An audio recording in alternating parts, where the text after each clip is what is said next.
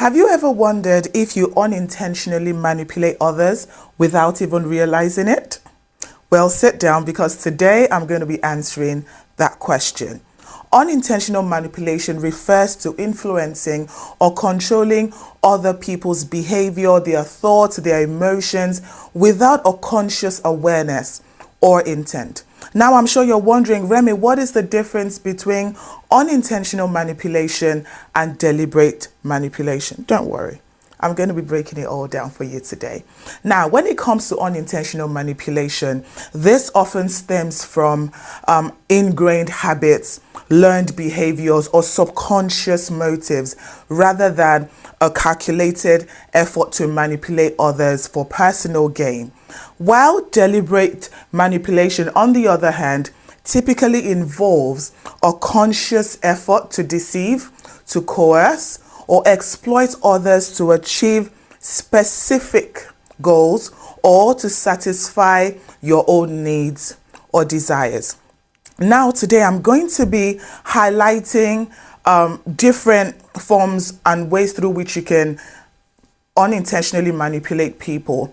But let me give you another, description or difference between unintentional and deliberate manipulation. Now, with unintentional manipulation, you may not expressly realize the impact of your actions on others, or you may genuinely believe you're acting in everyone's best interest.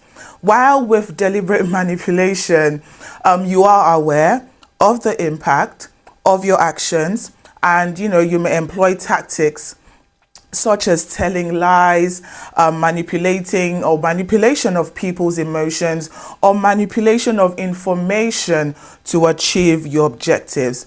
Now, like I said, I'm going to be highlighting about 10 signs of unintentional manipulation, and as much as I can, I'll be giving us examples to really give us a visual representation of what I'm talking about. So number one sign of unintentional manipulation is always wanting to get your way. So you're always getting your way. So let's say you are in a group of friends. Are you always suggesting activities that you enjoy for your group outings with your friends? Do you find yourself never asking for their input, or do you often find yourself dismissing their suggestions? Are you subtly steering the plans to suit your preferences? You're always wanting to go your way. And do you find that your friends often go along with whatever you come up with because they don't want to, instigate any sort of conflict? So they are avoiding conflict, but they often feel that their needs and interests are overlooked. If this is you, that is a sign of unintentional manipulation. Number two, are you often guilting others? Do you use guilt as a tool to make others feel bad, and then you manipulate them into behaving in a certain way? You always guilt trip people into feeling like what they've done to you is a bad thing. Unintentional manipulation. Number three, do you find yourself often playing the victim? Let me give you a scenario. So are you a person who often complains about being overworked and unappreciated at work? So you're always moaning, they don't appreciate me at work, I'm overworked. And then whenever a colleague or a friend receives recognition for their hard work or praise, you begin to make passive aggressive comments about how, it's always this person that is always favored. Even though life is so hard for me, I'm trying so hard, but nobody appreciates me. And this in turn makes your colleagues feel very guilty. And then they are always, instead of celebrating themselves, they find themselves reassuring you, even though they know that your workload is manageable and you're just this person who is just unintentionally manipulating them. Number four, are you always exaggerating your needs?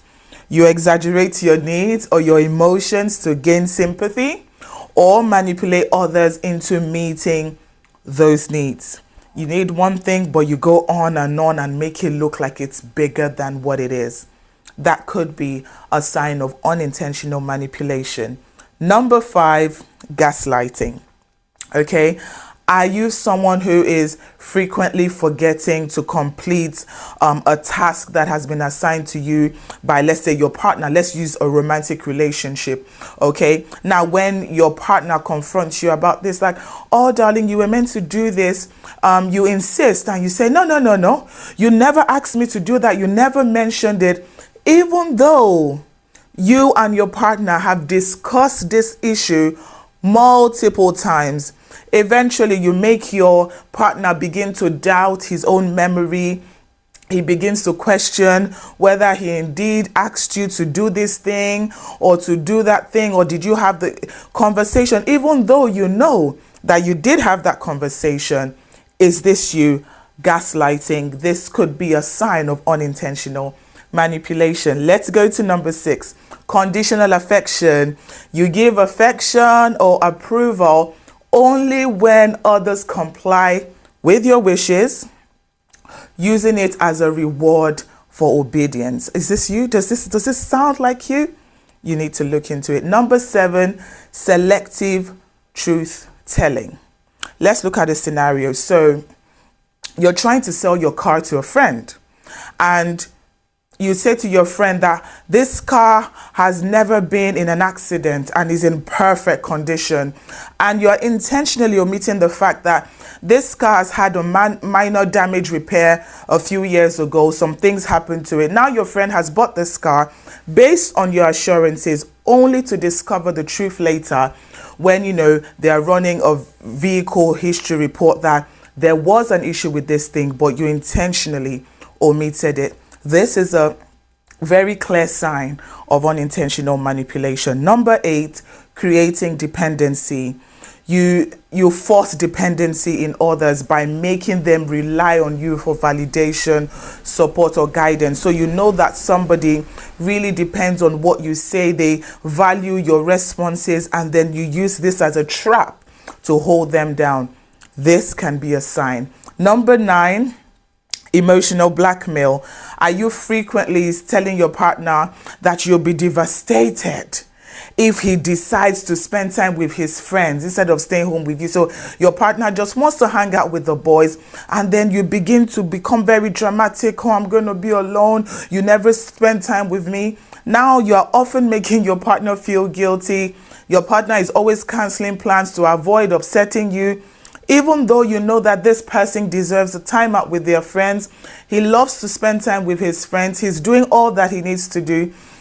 It's possible that you have a fear of abandonment, okay? And this triggers this manipulative behavior in you, even though you genuinely value your partner's happiness. If this rings a bell, this is a sign of unintentional manipulation, and you need to work on it. Number 10, which is a final sign I will be giving you today, is manipulative language.